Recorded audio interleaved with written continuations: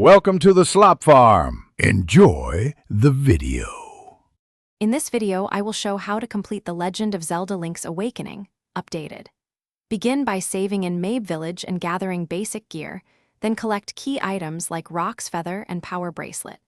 Use the map to plan routes between dungeons and secret areas, and prioritize bosses that unlock new traversal tools.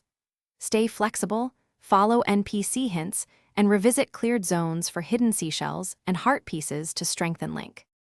In this video, I will show how to complete the Legend of Zelda Link's Awakening, updated. For each dungeon, study enemy behavior and clear rooms methodically to avoid getting overwhelmed. Focus on finding keys, shortcut routes, and the dungeon map early to reduce backtracking.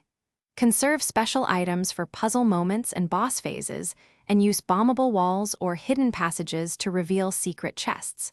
With patience, the final boss becomes manageable and satisfying to defeat.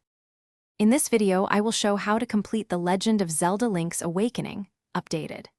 Quick recommendation: the Oala water bottle is great for staying hydrated during long boss fights and puzzle runs, and it fits comfortably at your desk. If you are finding this video helpful, please subscribe and like to support the channel, and check the description for the product link and other deals. Now let's get back to the video. In this video, I will show how to complete the Legend of Zelda Link's Awakening, updated.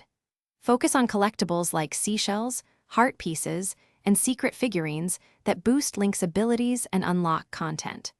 Track side quests in a notebook or map markers, and revisit characters after major events to unlock new dialogue or rewards. Prioritize upgrades that improve survivability and mobility, then circle back to optional dungeons once you feel fully prepared for tougher challenges. Thanks for watching.